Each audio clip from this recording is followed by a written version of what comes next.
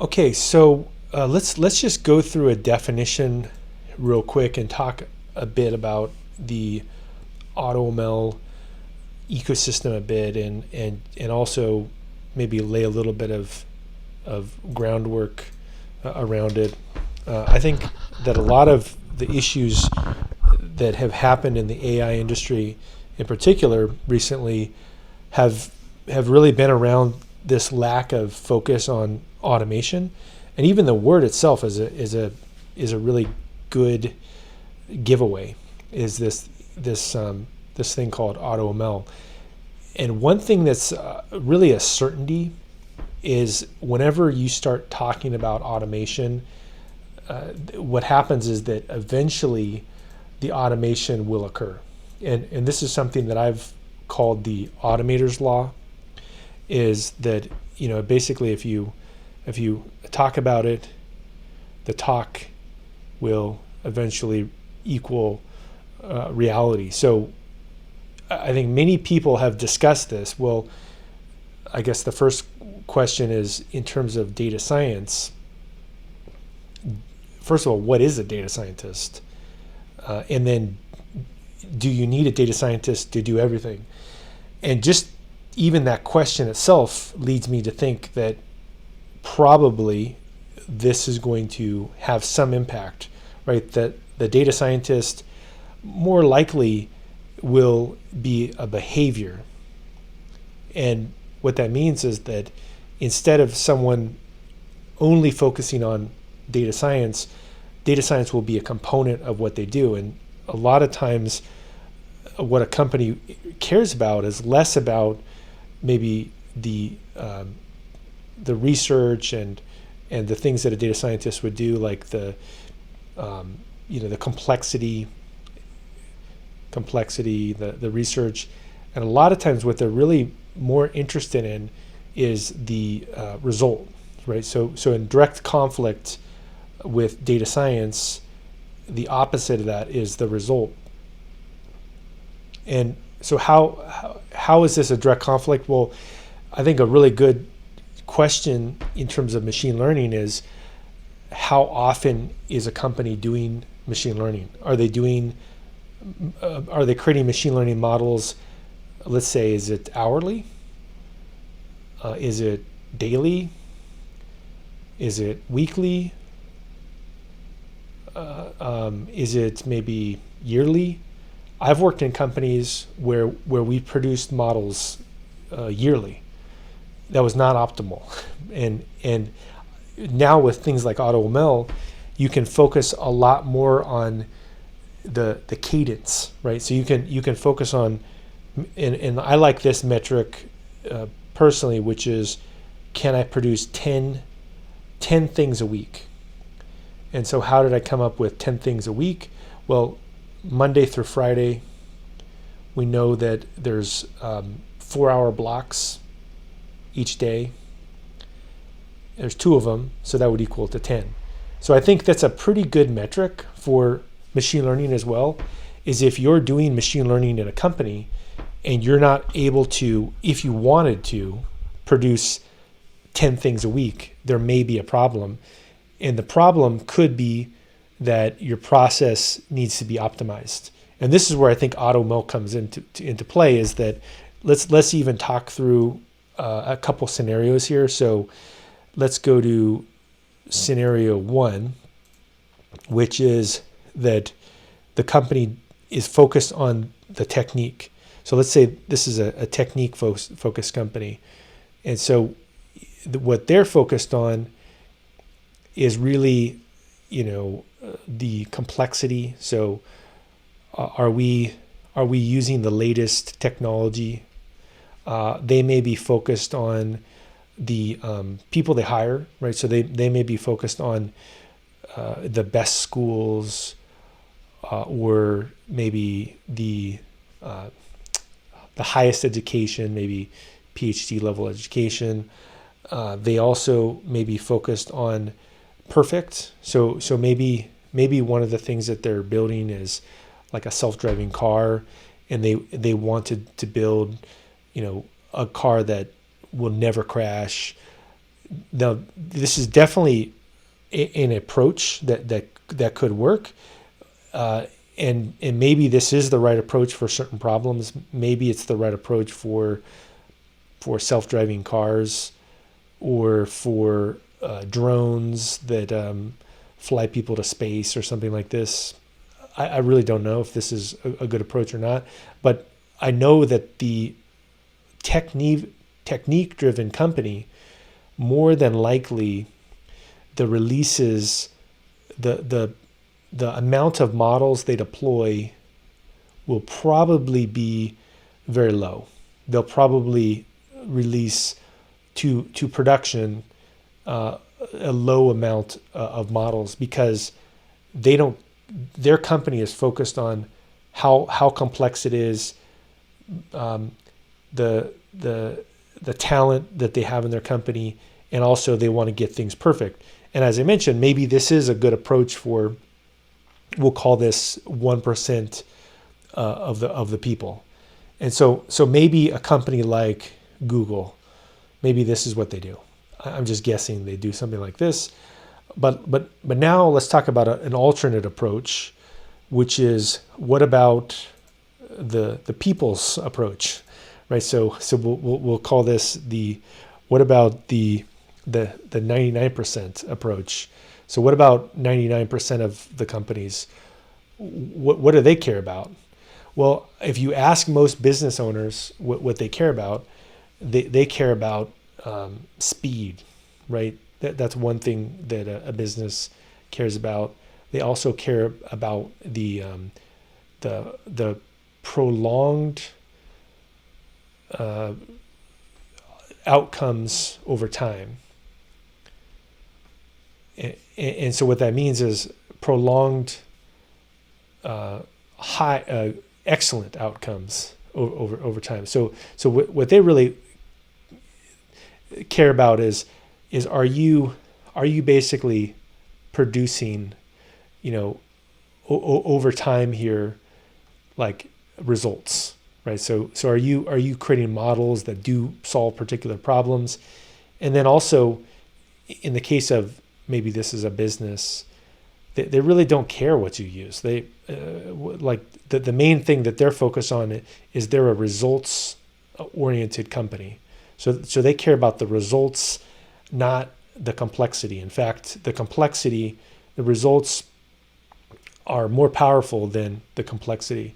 Where if we look at the other example, the complexity is greater than the results. So maybe this is not the good example for doing self-driving car or a drone or something, but for most business problems, we'll just say most AI, ML, this is probably the right approach, because you can get things quickly, you can get a feedback loop, and you're actually able to do something called, maybe lean startup, right? And so this is really where the AutoML stuff comes into play, is that you're able to really use a lot of the things that have happened recently in terms of machine learning, DevOps, cloud computing, and you're focused on outcomes. And I think one other way to think about this as well is maybe the factory approach. Is imagine over the course of a year, you have one factory that produces something that maybe it produces every week 10 cars a week.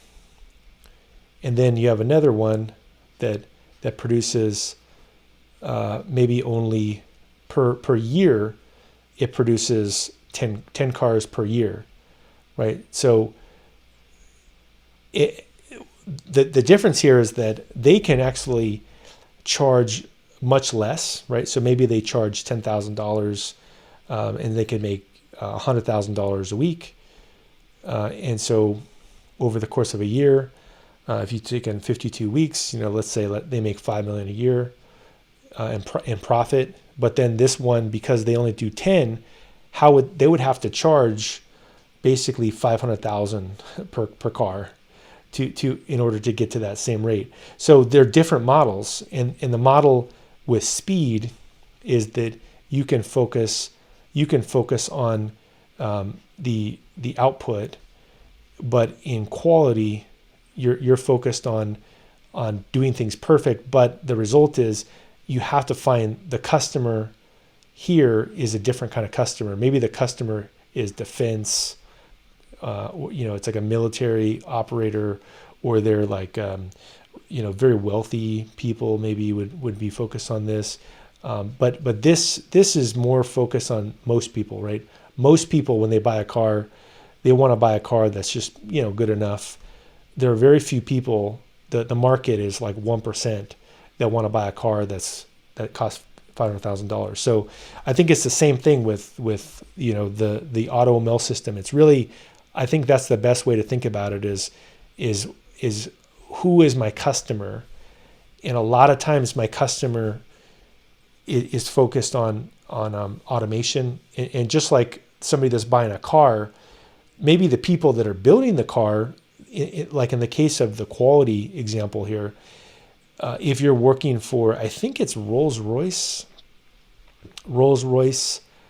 which is a $1 million car, or maybe it's $500,000. I think they build it by hand, so they have people building it.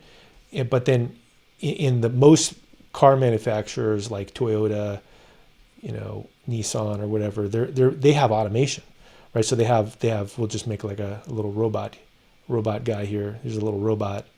They're automating it. So I think it's not a great argument when people say that, oh, well, data scientists, they're necessary for all machine learning. Well, that's not the case in most of the world. Once you start automating things, the robots start doing it. And so why would this be different with machine learning? It's going to be the same. And so I think that's a good way to just kind of phrase things a little bit, is that the reason for AutoML is that you're able to focus on speed, you're focused on the customer. And it doesn't mean that there aren't situations where the other models are not good, right? There could be situations for this, but you shouldn't limit yourself to only the wealthy or the high-end customer for every single thing you're doing. I think it's good to have options, right? And so let's now take a look at this in terms of the AutoML scenario here. So if I go to here and I look at this AutoML example here, and let's go to lecture 4. One of the ones that I think is one of the more powerful forms of AutoML is this open source AutoML called Ludwig. And what's great about it is that it's really configuration based. And if I just go to Ludwig here and take a look at this, I think the best example of Ludwig is this image classification example. And how do I actually use it? Well, it's this straightforward, is that I've got the command itself, which is called Ludwig, and it's got a subcommand called experiment. And then I just pass in a image classification CSV file. And what that does is it has only a couple columns in it. It has a column that has the image path. It has another column that has the actual label of the class, like a car, a dog, a boat. And then I have a second flag, which is this, which is the model definition file. And the model definition file, you can see, has all of the things I need in order to do my machine learning. And what's good about this is that it fits with a lot of what's already happening in cloud computing. There's a company, in fact, that's $1 billion plus company called Terraform. And you may have heard of this company. And so they're infrastructure as code company that allows you to manage infrastructure. And it's basically the same. It's kind of the same concept, which is you write declarative configuration files, you put those into your source code repository, and then it provisions the infrastructure automatically. And so, yeah, let me actually draw that out for you. If you weren't aware of this, this is an emerging topic. This concept of infrastructure as code, and it has a lot of relationship with AutoML. So, what is infrastructure as code? So the main problem in cloud computing is that because everything is now virtualized, you can actually build out a software-defined network. You can build out a software-defined storage, and you can build out software-designed compute. And what is nice about this is, here we go, we got network, we got storage, we got compute, and this is all software defined. And what that means is that we can do something called GitOps. And so what is GitOps? Well, GitOps it means that I can check in not only my application code, we'll just call this hello.py, but I also can check in some test code, maybe called test hello.py. And I also could check in my infrastructure code, and we'll just call this infra.tf,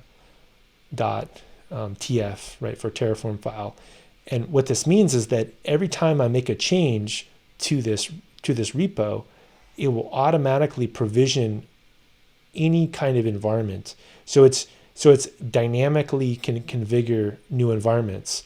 So I can map my branches in my code. So maybe in this case we would have a branch of master, and then it would be a separate infrastructure configuration. Maybe the production environment would be a separate infrastructure. And so what's really powerful about this is that everything is in one spot. And so this fits very similar to the concept that I was talking about in Ludwig, is the same thing. I can define the network, and I can actually tell the network itself everything that's necessary to run my code. And what's great about this is that this image path, this class, all of this is completely defined as a configuration file, just like, again, this infrastructure as code or Terraform problem. And really, this is potentially even something you could do together, which is you could start to check in the AutoML configuration with the infrastructure configuration, and you could dynamically provision out a machine learning infrastructure that also goes through and runs models. And so this, again, it goes back to the speed, right? And this is a core capability that is called DevOps. And so DevOps is now becoming this really important concept that's applying to a lot of different other subcategories. Like, that's why they come up with GitOps, and then related in terms of the ML world, we'll just put this like kind of over here, is with AutoML, you also have MLOps, and MLOps plus AutoML go really well together, because they're all this idea of automation, everything's in one spot. So I think Ludwig would be a great example type of framework that I would recommend having some experience with, because it could increase your ability to produce products. And getting back to that 10 products per week approach, this might be a good place to start if you're working for a company right now and you're building machine learning models. Is can I use Ludwig, for example, or something similar, some other AutoML framework to start to get to the point where I can produce at least 10 machine learning models per week, so that at least I'm in the habit of doing this. Now, if you can't do this, a really good question is why? Why are you not producing? If you're a machine learning or data scientist, a machine learning engineer or data scientist, and you're not producing those models, then what are you doing? Are you doing something else? Are you working on the wrong thing? Are you working on the 1% problem? Maybe that isn't the right problem to focus on. Now, so one of the ways to play around with this, if you have some time, would be to go through this image classification example. And it goes through step by step and shows you everything you need to do. So first you download the Immanent data set. You go through and just clean up the data a little bit. Once you've cleaned up the data, it'll create a Immanent CSV file, right? You can see that's what this does right here. It says open the CSV file, make it. Once you've done that, all you need to do is just put the path in to those files that you created, the train data, the test data, create this model. And here they give you an example of the configuration, right? The image path, what kind of encoder you want to use, the convolutional layers, like how many filters, whether you want to use dropout or not. So these are all things that potentially could be a lot of code that are just configuration options. Again, just like with the cloud, you have lots of things that could be code, but they're just configuration options that are in a file. So I would say if you start to understand where the world is headed with infrastructure as code, you can also see where it's headed with model as code, right? So AutoML as code is you just define this as a config file, and then it goes through and it builds it. So this would definitely be a great place to start on your Automail journey. Now, another one that's an interesting one is this framework called H2O. And there's a couple examples here that I have, and you can look at them. But in a nutshell, what I want to show you with H2O is they have a full service called driverless that is, I think, going to be the kind of thing that many companies will use, if not this product or similar products.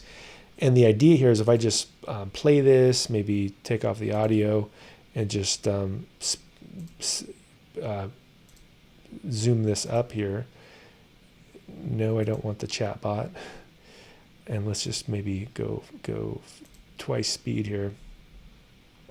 You'll be able to see that you kind of walk through this demo of all the stuff that it does. So you go through, start uploading the data sets inside their system, start building out really some exploratory data analysis workflow, click through, look at the details of it, all code you don't have to write. I mean, this is all stuff that really can take a lot of time. And so next up, maybe visualize, make sure that you've got the normal configuration for your data, that it's not, you don't have a bunch of outliers that are going to cause problems. And then next up, you could go through here and split the data, kind of tweak it up a little bit. And what's nice about this is that you can, again, this is a speed thing. As I could see how if I was using a tool like this, within just a couple hours, I could probably very quickly start to build out some kind of a prototype that other people in my company could use.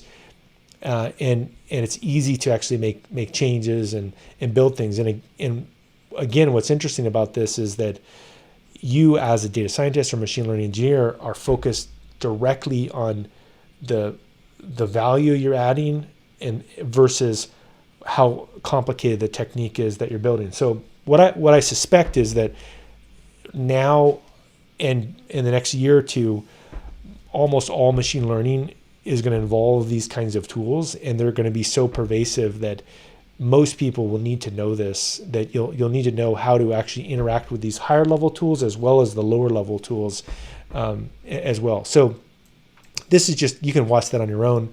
What I'll do next here is go into Amazon and show you one of their tools that's kind of an interesting tool for AutoML called machine learning. The name is not a great name, But the tool is a pretty interesting tool. So we're going to go to something called Amazon Machine Learning here.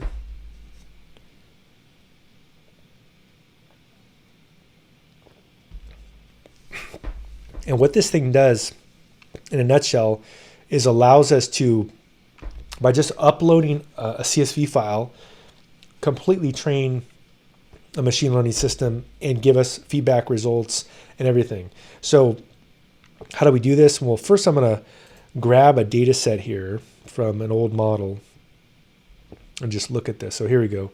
Here's the model. And in fact, this particular model is living in a bucket somewhere. So I'm just going to go back here, go to dashboard, and I'm going to say create new data source and machine learning model. And then I'm just going to paste this in just like this. There we go. AWS ML guide. And as long as you have a CSV file created that doesn't have missing data, that's a pretty clean data set, then that's really the main characteristic. And we'll just call this demo banking July 17. And we'll go ahead and verify this. And what's great about this kind of a tool is it will first validate it to make sure that things worked correctly. So it looks like it validated. And then it'll ask me a question. Does the first line of the CSV file contain column names? So it does. So I'm going to say yes. And then next up, I can look at all these different types of features, right? So I have age, job, marital status, education, default, housing, loan. There we go. These look all good. If I wanted to, I could even manually override if I needed to. And then if I go to the end here, you can see that it shows that this one is a binary data type. And so what I'm going to do is I'm going to say next, and it says because you picked the combined ML and data source wizard, that you must pick a target. So next up here, what I'm going to do is I'm going to select the target that I was just showing you, which is this last one here. There we go. We'll go ahead and say continue. And now it goes through and it tells me all of the different components of this AutoML system. So it says the data format is CSV. We've got the schema here. We've got the target. And I'll go ahead and say continue. And next, it'll show me that this is a binary data model type. This model itself is, this is the name of it. And then it will give me the option to customize things. So if I am an expert in machine learning, I could go into customize and I could generate my own recipes that maybe modify the training parameters, hyperparameters, go through and change whether it's randomly or sequentially split, all kinds of stuff. I think by default though, this can do a pretty good job. So this would be, let's say you're a business person and you wanted to quickly get results. It's going to give you some default training parameters. It's going to set aside 30% of the data. And then it's going to also split the evaluation data sequentially, right? So let's go ahead and click a review. And once we're done here, it will go through and tell me all of the different advanced settings. So this shows the maximum ML model size, the regularization type, also the amount. So I'm going to go through and I'm going to create this ML model. And there we go. And so the status now is pending. It takes a few minutes. It's actually pretty quick. And so you can imagine here, this is something that really a business professional could do. Maybe even someone with very low Excel skills could do this, right? They could go in and build this model, and really they don't have to have strong skills in machine learning. In fact, need to know anything about machine learning. They can just go through and just logically think through the problem. Okay, where's my data? What is it I'm trying to predict? And if you're a domain expert, this is actually a pretty good tool for a first pass to see what you're doing. Now, there's other components as well that come into it. Like you can go through and look at the evaluation. You also can generate either batch, real time, or or also make an endpoint. So what's nice about this is I could immediately get this and put this into production if it was the result that I wanted, or I could create a nightly batch prediction. And maybe at night I go through and I look at all my customers in my bank. I take this model and maybe even before I put it completely into production, what I could do is I could actually do a test, maybe give me an email that shows me what the results are going to be of this. So now that I've got this, let me show you, I've done this project before. Let me show you one that was complete recently. So what you would do is you would look at the evaluation of the model. You can see it's pretty quick. It takes, let's say, 3 minutes or so to run, and the compute time is a couple minutes. And in this particular situation, the model score is extremely good for most ML learning applications. And we can see that the AUC here is 0.936. area under the curve, and if I want to, I can actually explore the performance. And this is another part that's really powerful in terms of AutoML. Is we know that there are many problems right now with the pandemic where we don't know if a test is as accurate as it should be, or we don't know what the trade-offs are. But if this was more of a machine learning world and everything was machine learning focused and we had these capabilities, imagine what we could do. We could, whenever we created a new COVID-19 test or some other test for some other thing, we could walk through and dynamically choose what kind of prediction accuracy we would want. In fact, I would wish I could do this, right? If I was going to test myself with something that I had control over, is I could go through and I could look at the trade-off. So do I want to have the total correct answers, or do I want to minimize errors? Maybe I want to minimize even a certain kind of error. There's false positives, which says that let's pretend this is COVID-19. You could say that these people, we told them there's a percentage of people that were told they have COVID-19, but they don't. But then these did have COVID-19, so they had a false negative, but we told them that they didn't, right? These are fairly significant problems. So maybe what we would want to do is, could we minimize this? Maybe we want to minimize the false negatives, right? So if I go down and maybe I can figure out a pretty good trade-off. Like, let's say if I'm okay with increasing the errors because I want the false negative to be as low as possible without sacrificing too much of the total accuracy. And so that's one way you could do this, right? Is you could actually go through and do your own what if. And once you've done that, you could save the score threshold like this, and then to deploy it into production,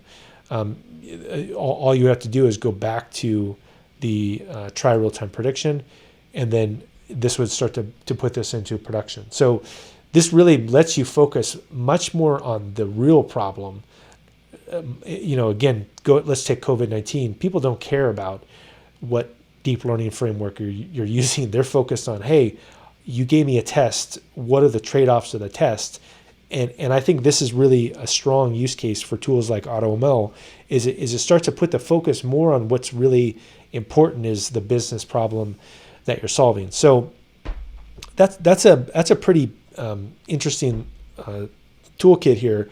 Let's see if we can actually go through the steps to do this on another platform. So another platform that has AutoML is also the GCP platform.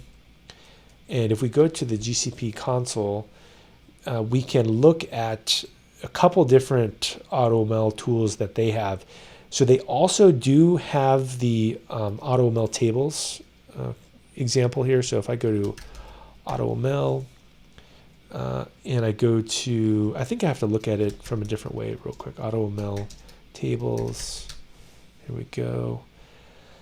So if I go to AutoML tables, they have a competing product that's very, very similar to this, that you can see it allows you to build a machine learning on structured data. So increases model quality. So I've actually found that it does, in fact, do better results sometimes than a data scientist would do. It also handles data as found in wild, so it can kind of take care of missing values and outliers, and it's also easy to do. You can also deploy this at scale. So AutoML tables uses the low latency serving infrastructure to make deploying machine learning models easy. Saves time, money, right? So this is kind of it in action here. So let's go ahead and go to this console, and let's take a look at some things I've done in the past. So what we can do here is go into the data sets. This is really the first place to start. And you can see these are a couple models I ran a while back. And in particular, let's maybe go to this one, this income predictor. I uploaded some data, and the first thing that you'll see that's great about an AutoML system is that it lets me toggle what I want to predict. So maybe income, marital status, whatever it is I'm going to predict here. And then additionally, I can toggle which features I want to maybe disable or turn on. And then also I can look at the descriptive statistics as well. So you can see here that I've got like how many values are missing, what's the correlation with the target. So in this case, we can see maybe what are the features that are highly correlated with income, right? We can see that age, relationship, education, these are all things that are highly correlated. Although I think we're looking for marital status as the target. So we can see that the age, relationship. So now if I go to the model, same thing. I can go through and I can see the binary classification model, which would be, are you married or not married? And the area under the curve here is 0.83. And I ran this for exactly 1 hour. And if I look at the full evaluation, though, I get a lot of great what-if scenario information. So I can look at the fact that here's the trade-off of where my model is making decisions with accuracy, precision, true positive rate, false positive rate. And I can even look at these ones, and it'll tell me the fraction of the rows with this label that the model correctly predicted. False positive, the fraction of rows that did not have this label that the model incorrectly predicted. And then I could even look at how well it did for revenue under 50,000 and how well it did with revenue over 50,000, right? So now if I want to use this model, what I can do is I can say test and use, and it can actually do batch-based predictions from, let's say, another big data system like Bigquery. It could do predictions from Google Cloud Storage, or I could also go through and just do my own bucket here and put the input data. I also can do online prediction, so I could build like essentially a machine learning model, or even go through and put in specific parameters here to do my prediction. So the main takeaway here is that these kind of even tabular tools are really providing, they're in beta, but my guess is that we'll see these all over the place. And this will oftentimes be the way that maybe it's the first solution that many people will use for machine learning. So the other thing that I'll point out as well is if you want to build a new model, you just go to new data set, create data set, and what will happen is that you have three options. One is import the data from Bigquery, 2, select the CSV file from cloud storage, or 3, upload the files from your computer. And pretty straightforward to actually use this model. So this is the tabular data. Now let's get into something that's directly related to what we're building, which is the AutoML using computer vision. So Google has itself the AutoML vision system, and I found that most students will probably gravitate towards this, although there are lots of ways to do AutoML vision, but it is fairly convenient. And one of the things that's nice about it is you would just go through here and say new data set. And you have the ability to do single label classification. So predict the one correct label that you want to assign to an image. Or you could do multi-label classification, predict all the correct labels that you want to assign. So this would be like dog or cat, and this would be like dog, husky, black, like you could just add lots of labels, and then this would do object detection. And then once you do the create data set, what it will do is it'll ask you how to upload the images. So if this is going to be the system that you use, I would say the easiest would be to use a CSV file. And what happens is if you first upload your images into Google Cloud Storage, you would put in this format right here. So this is a very critical piece to be aware of, is you would say set image path label. So is it a training data or test data? Where's the path to where the image lives?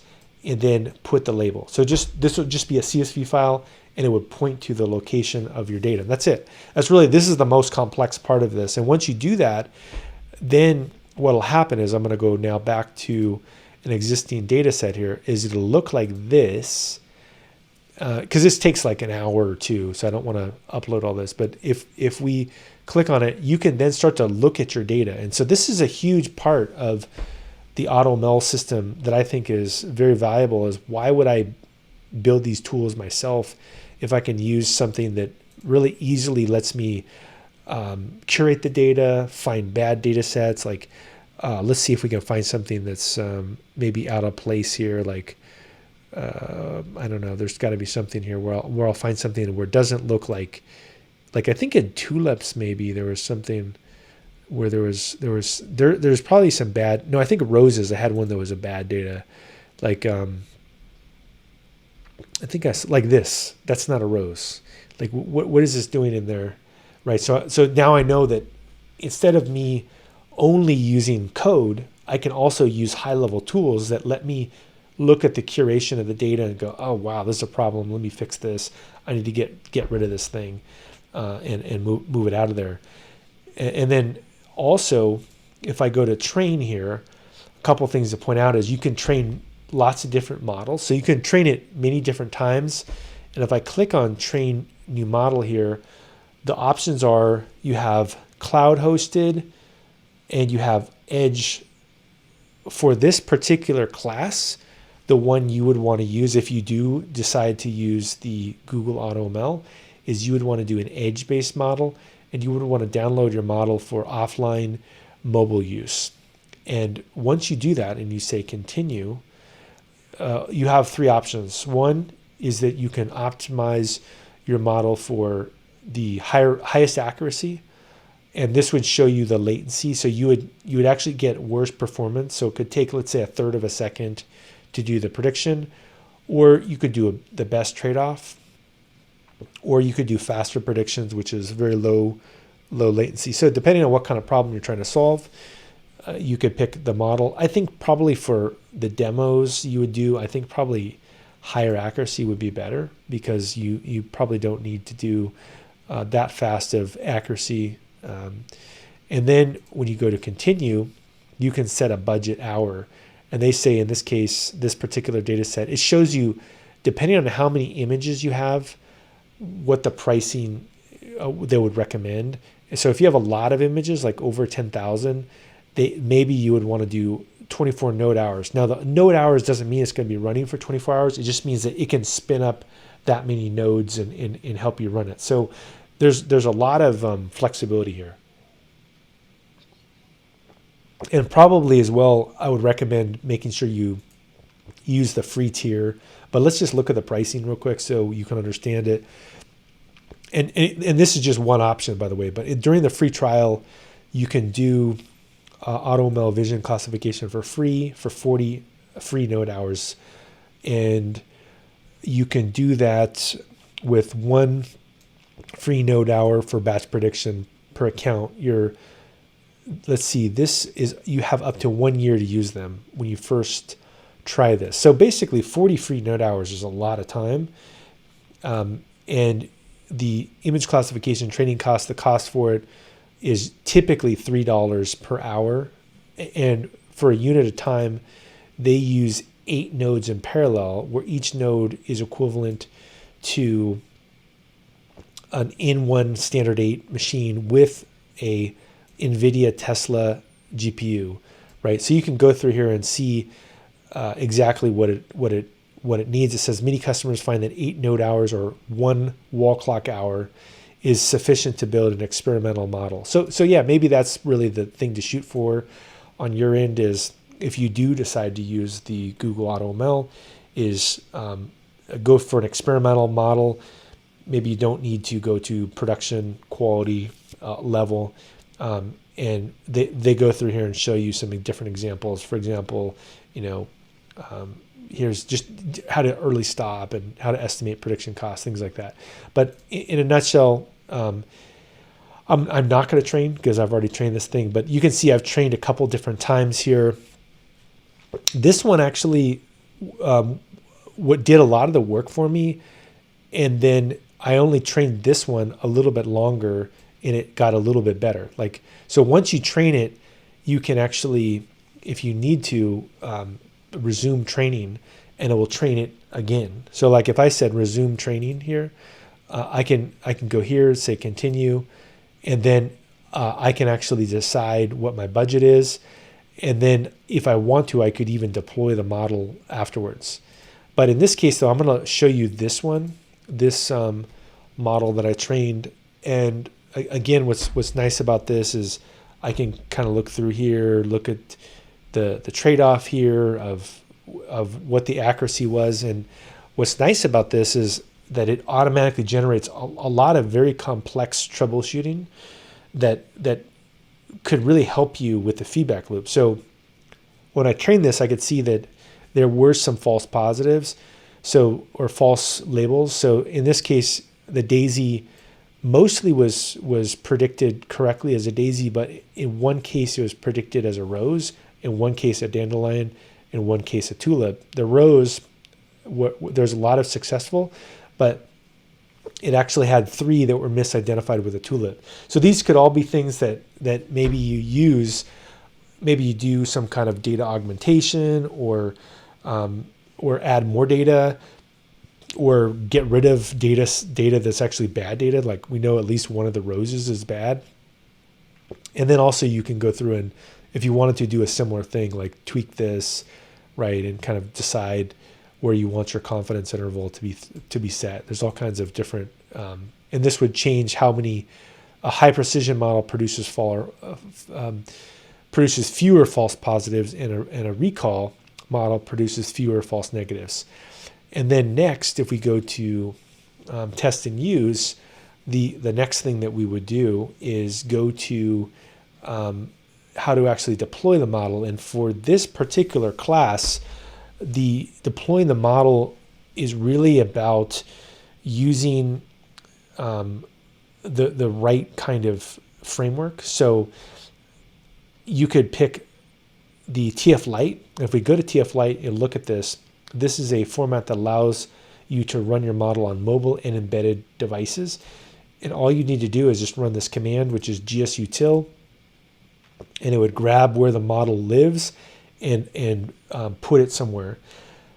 The other thing that's going to give you are examples for the Android or the iOS Quick Start. So I think this particular scenario, TF Lite to Android or iOS, are probably the scenarios that many students would want to follow. And let's just go through and look at this. So let's say you uploaded the data, you click the button, you trained it, it looks like it's good. The final step would be go to this Android deploy to Edge to Android tutorial, walk through it, and you can see that it's going to go through and show you exactly how to use it. So first step, it's going to show you how a pre-trained model that already exists in Android will be used using the TF Lite interpreter. So you already get something working for the beginning, so you don't have to worry. At least you've got something working. But what you're going to do is train a model from AutoML Vision Edge, which I just went through, and you can go through and look at the quick start. After completing the quick start, you should have a trained model file, which is a TF-Lite label, a label, and a metadata file, right? So it'll create this. It'll create a dict.txt, model.tft-lite, and a TF-Lite metadata.json. So the biggest file, obviously, is going to be the model, right? Because the model is where all the prediction data lives. And then the rest of these are just supplementary files that it'll use. Then what you'll do on your system is install TensorFlow version 1.7, install Pillow. You can see those steps here. You can go ahead and download this Git repo, which is TensorFlow for Poets, UCD. Then if you're going to do the Android, you can also do this for iOS. You would set up the Android app, go through and open up the project with Android Studio. So when you go to Android Studio, you can see that it'll say open an existing Android Studio project. And then inside of here, you're going to choose that Git repo that was modified or that was referenced earlier. And then the first time it'll say Gradle sync pop up. Go ahead and say OK, and then test the app. And then once you've done that, will be the emulator. The next step would be go to the Android device and set up the Android device in developer mode. And once you've done that, the emulator won't necessarily be the place that you can run this on. You could run it on your physical device, but if you don't have that, you can also do it in the emulation mode, which is shown here. Now the main takeaway here, they go through some of these steps here, is that you have to allow your device to have TensorFlow demo access the camera and the files, and then by default you'll be able to click the icon, and the default will use the MobileNet pre-trained model on 1,000 ImageNet categories, and you'll get something like this, which shows you the label and also the probability. And then once you've done that, you can actually put your own model that you got. And the way you would do that is you make modifications so the app will use the Automail Vision Edge. So this would be this part here. So again, if I go, once I'm done, really all I have to do is just click on TF-Lite, click on this, click on export, and then it'll actually export that data locally, and then I can actually go through this tutorial. So I would go through, put this Gravitate, put the labels file, CP those into that Android project, tweak it a little bit so that you can see that the model created by Automail Vision Edge is quantized. Or quantized, so you can make some code changes to do that, and then run through it, and you'll see like there's a new version of this, right? And so how does this work? You can see that it gives you some additional information on how to run this and other things that you can tweak. So if you're not a Java expert, this might be a little bit challenging for you. Maybe an easier one could be you can also run it on physical hardware as well.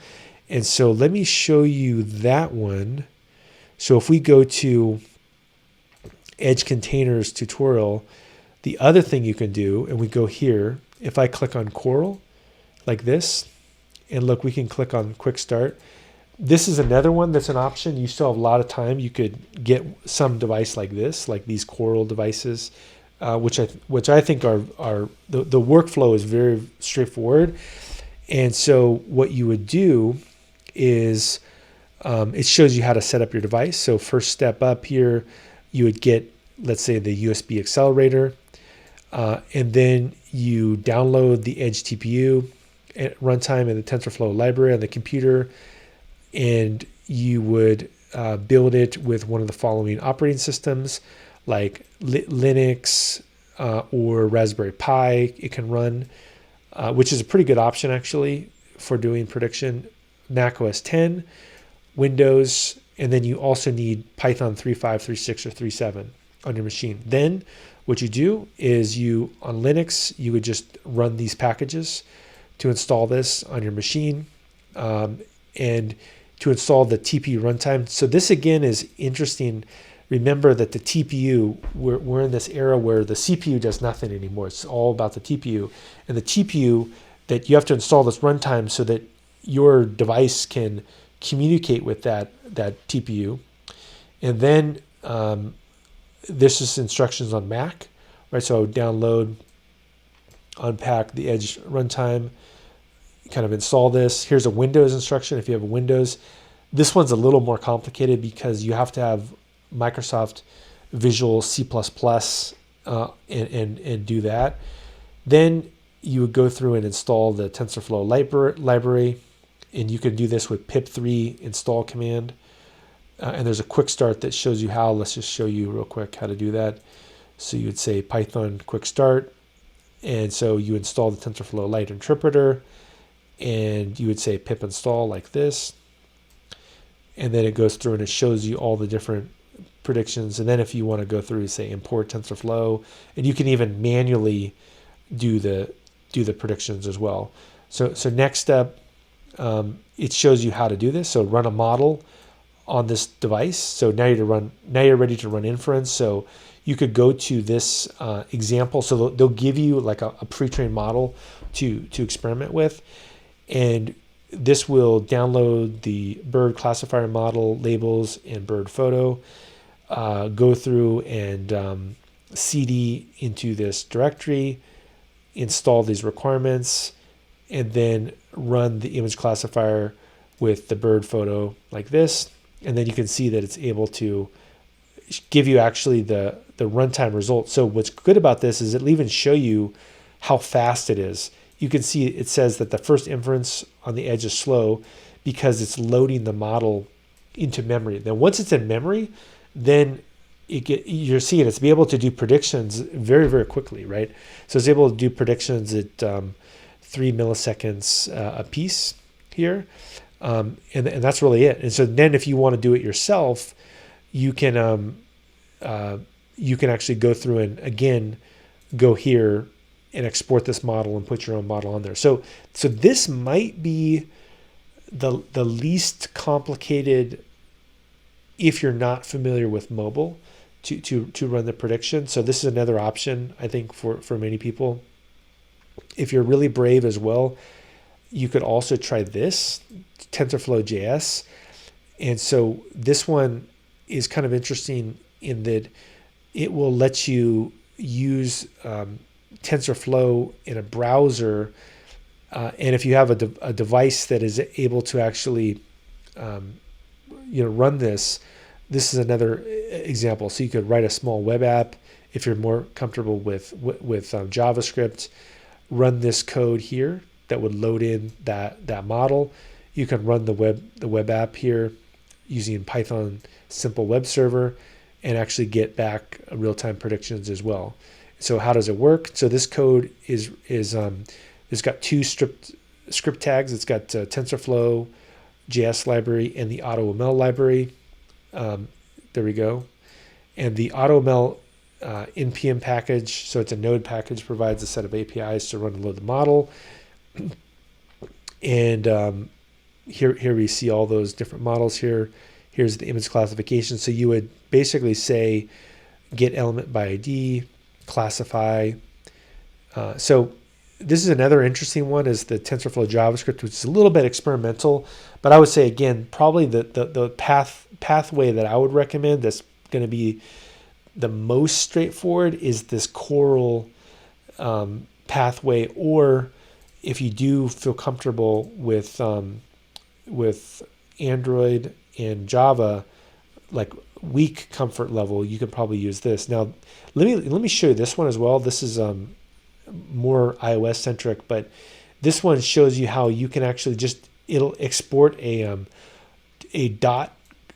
.ml model, which might be also a reasonably simple one.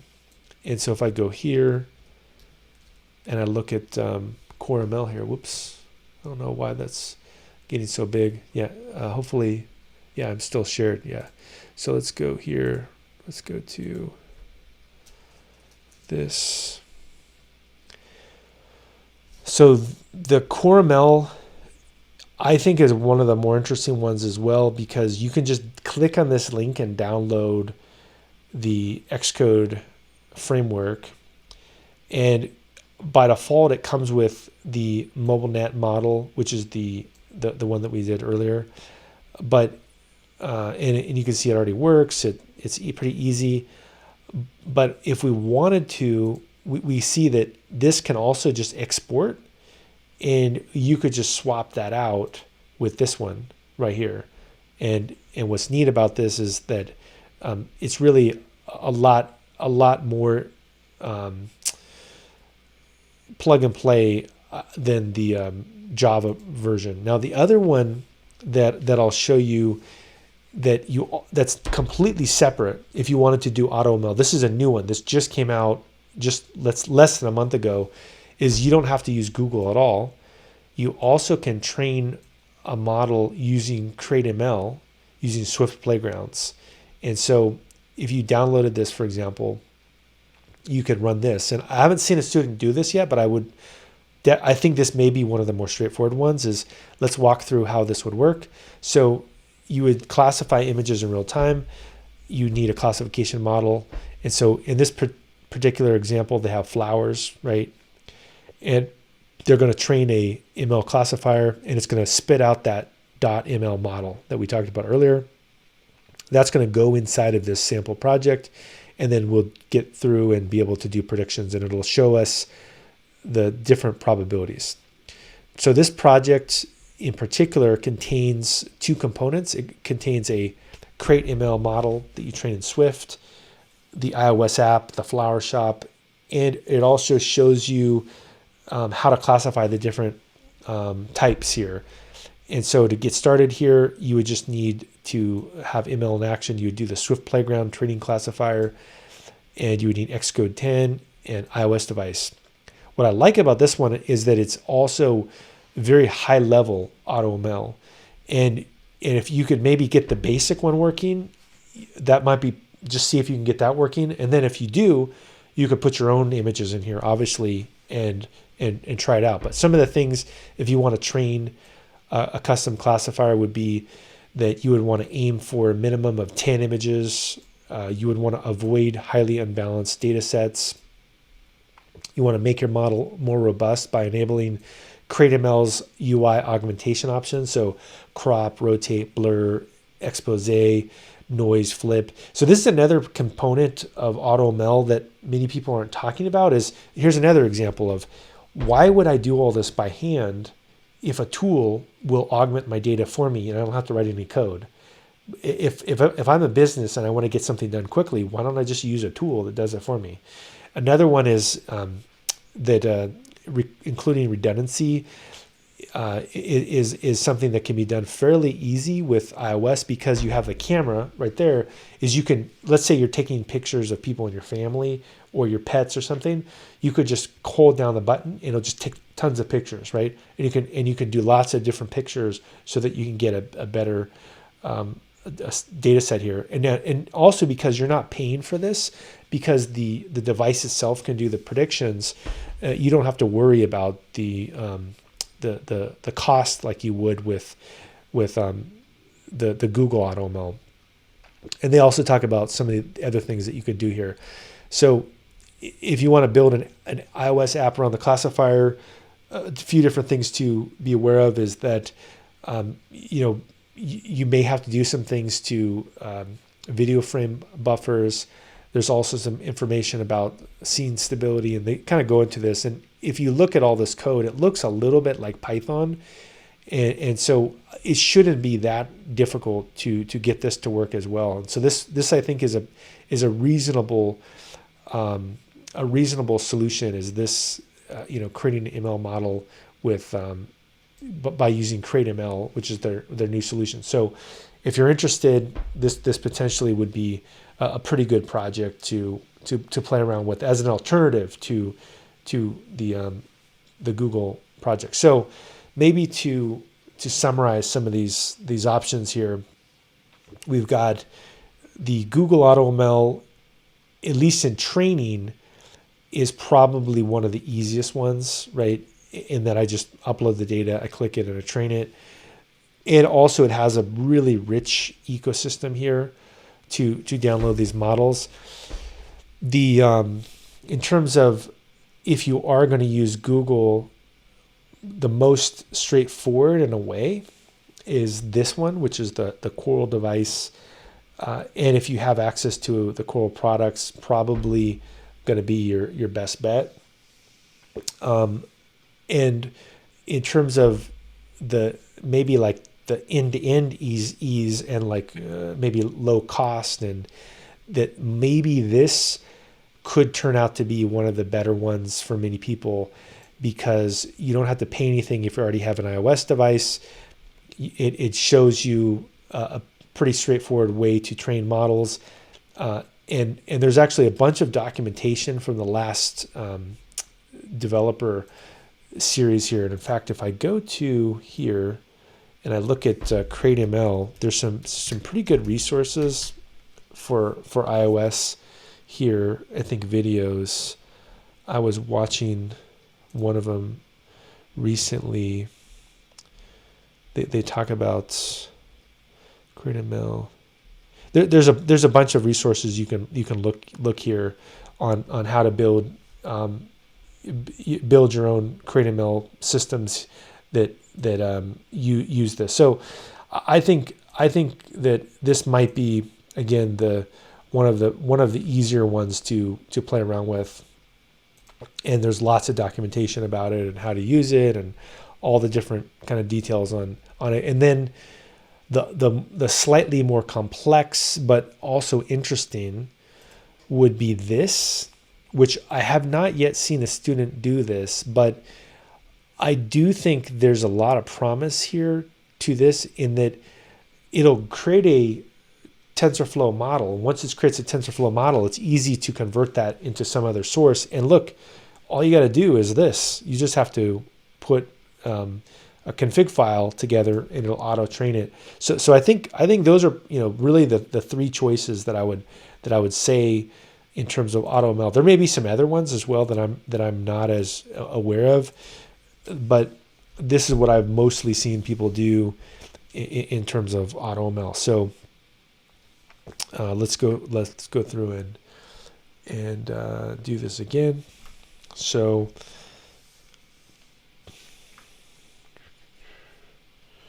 let's do a summary of what is there available on AutoML. Give me a second here.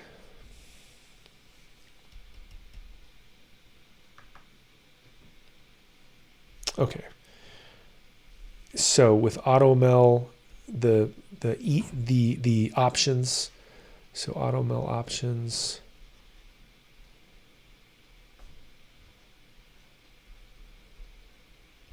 For computer vision, I would say Ludwig. What are some of the things that are nice about it is that it's free, right? It's open source. It also has the ability to create a TensorFlow model, a TF model, and it's pretty easy, right? It's pretty easy to use. We also have GCP, and GCP. What's nice about this is that it's free for a bit, like we'll call this temporarily free. It's got a rich ecosystem, and also that you can actually export this to many formats, right? So we can export this to many locations. And then we also have Apple, and Apple has CreateML. What's nice about that is it's also free, but this case would be free forever. And then in terms of, it's simple, like it's pretty simple to just upload it, click these things in there. And if you already have an iOS device, it might be one of the simpler things to use. So there's three pretty good options. I think that many people have focused heavily on this because they were here at the beginning. But these are also they're very good choices as well, is Ludwig and Apple. I would say if I had to choose, this is the easy, we'll call this easy, this will be medium, and then maybe this one is like also probably medium. So maybe I'll say easy to medium. And the only reason I think it's just depends on like the target for your deployment. So what we could do real quick is, I haven't done this one yet, but just as an experiment, because I finished fairly easily, this could totally fail, but what I'm going to try to do is just put this device in right here, just so you can see. I haven't done it yet. I loaded it, but I haven't tried it. Let's see if I can get this to work on my Mac. So what I'm going to do is I'm going to change my share to a section of the screen real quick, and I'm going to change to a portion of the screen, and I'll change it to this, and let's see if I can get this thing to actually maybe do an installation. That would be kind of cool, and see if I can get it to work. No guarantees. It may not work, but if I go to this Coral thing here, this is what I was going to show you. I'm going to bring this one over to this section, and then my Mac, I can just follow the instructions here. So I can go to this and see if I can do it. So let's open up a terminal. Go here. Open up a terminal. And maybe this will work. Maybe we'll get lucky, and it will be super easy, and it'll be an incredible way to finish. But I'm always skeptical. So first step, let's see here. So I got the device. I plugged it into my machine, and then it says I need to have a Mac, which I do, and I have this Homebrew installed. I also have Python, and so on the Mac here, I'm going to do this. So I'm going to curl this command. Let's go ahead and do that. Okay. So far, so good. Nothing blew up yet. That's always a good sign. Let's go through here and clear. And next, I'm going to cd into the Edge TPU runtime. There we go. That looks good. And then I'm going to do sudo bash install. So sudo bash install.sh. And okay. Okay, it says if you're using Coral, it may heat up. So maybe I want to keep it away from explosives. So would you like to enable the maximum operating frequency? Sure.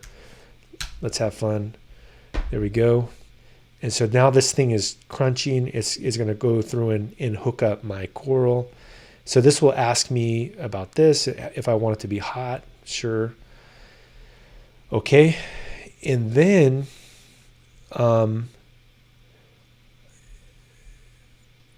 now you're ready. So I think that's all I needed. Install the TensorFlow library. Oh, then continue. Oh, I see. Then it says, then continue to install the TensorFlow library. Okay.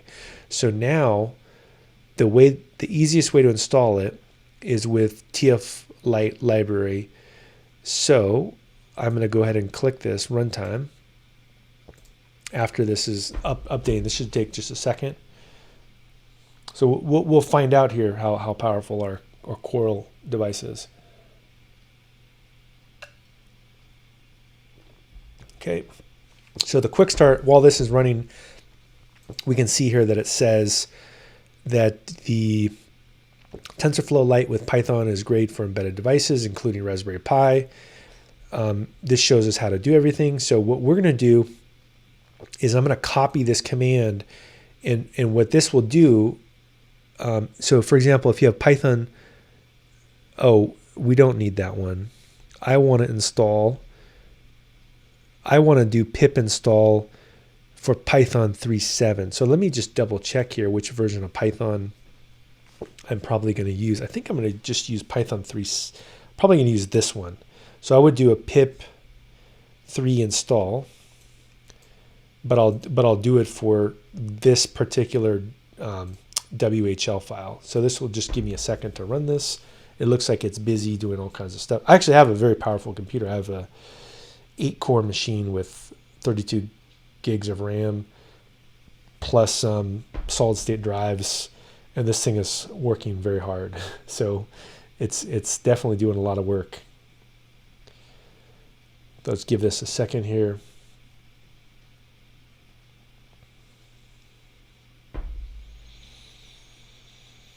And I guess while it's doing this, I can open another window, and I can say shell new tab just to see, double check what version of Python I have. So I like to do that sometimes, have like a couple shells open. So I'll just say Python 3. So yeah, Python 3.7. There we go. So it looks good. And what it doesn't tell us here is whether we want to do this in a virtual environment. I'm assuming we would want to do it in a virtual environment, which would make it so that it typically will run a little bit cleaner, but we'll find out in a second. So hopefully this install isn't too crazy. I'm not sure why it's taking so long. It should be pretty quick here.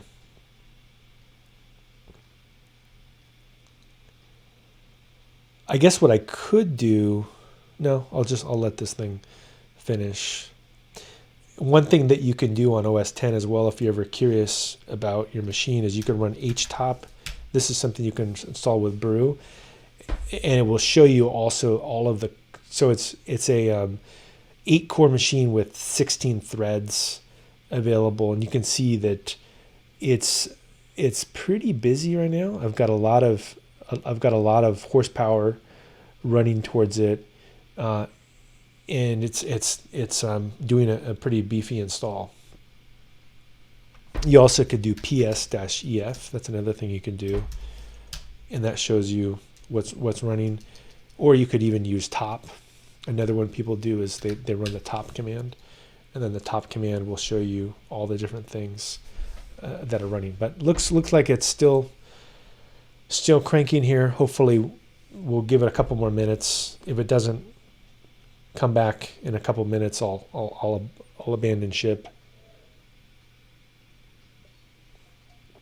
But the main thing that's really interesting, and I'm feeling the device right now.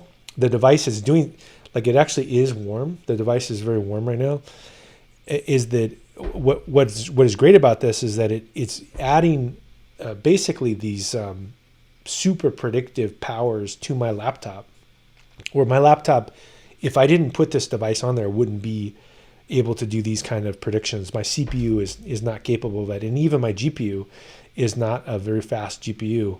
And so that's really what I'm doing, is I'm adding this fancy power here. And let's just read the rest of it. So I'm going to install this one, which is this DLL, and I'm going to try it in a virtual environment.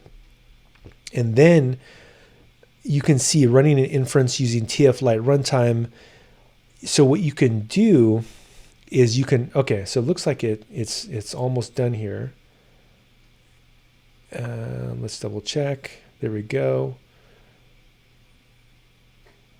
Let's let this thing run. So if you haven't used Homebrew, it's basically a library that lets you do a bunch of very complicated installations from OS 10 by doing brew install. And you can see all the stuff that it's actually cleaning up and running.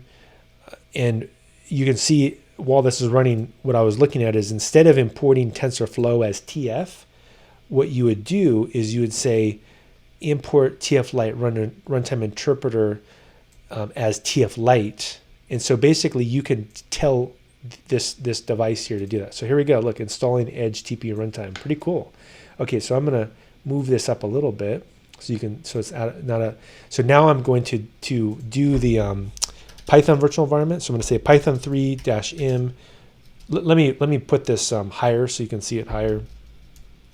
So Python 3 -m venv, and we'll just call this tilde/.edge TPU or something like that. So I'm creating a virtual environment so that just in case something weird is happening, I like to isolate Python to a particular environment. So hopefully that's pretty quick. And then I'm going to source it. So we'll go here, tilde/.edge TPU, bin activate like that. Next step, I'm going to copy this path here, and I think I need to just say pip3 install. So I just say which pip3. So I always like to check. Okay, so the pip3 is inside of here. It's inside this virtual environment. So I'm going to say pip3 install, and I'm going to paste that big path in there, right? Which is the Mac version of this. There we go. Hopefully this works. If it does, we're 2 for 2. Sure, I'll upgrade the Python packaging tool just in case. We'll go through here and do that.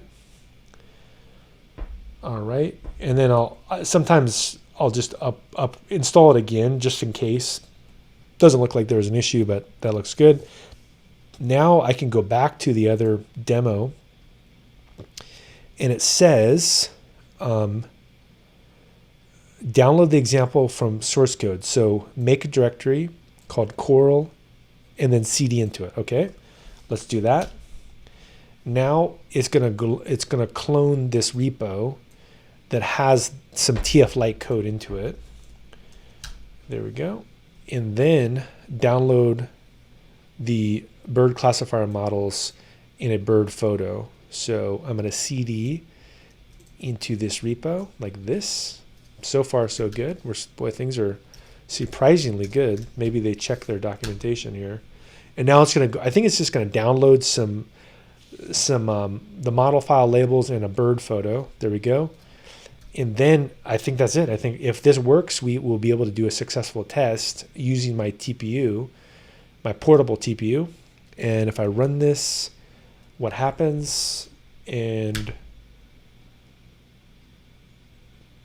I'm filling my device to see how hot it gets.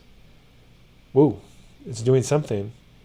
So yeah, it worked. So it actually did do the prediction. Now it didn't pop up anything. Oh, I think it just shows you, it just does it from the command line. It just labels it, right? The file itself is called parrot. I can show you what it looks like. If I just open parrot or open images parrot,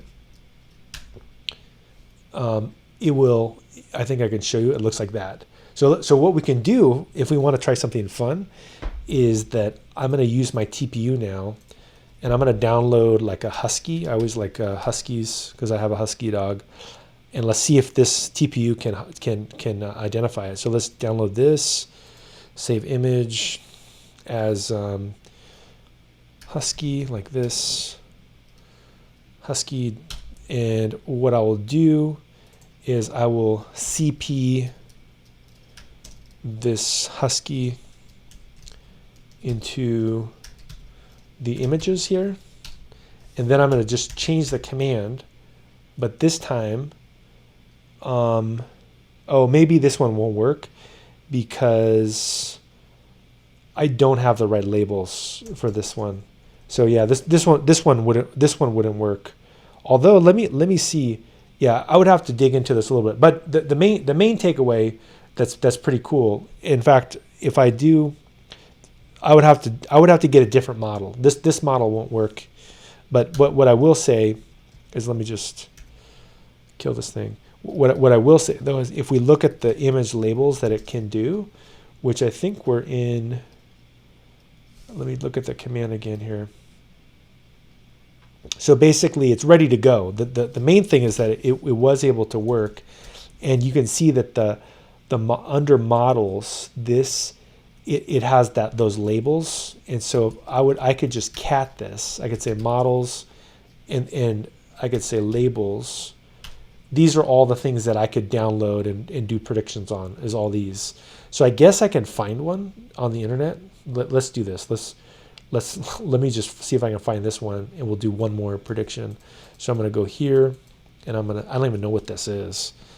Sure, let's download this guy, and we'll save this image, and we'll just save this as Serenus. Okay, and now let's copy this guy to, we'll CP the this one, so desktop like this to images. Okay, so now we copy this. Not sure why it's taking so long.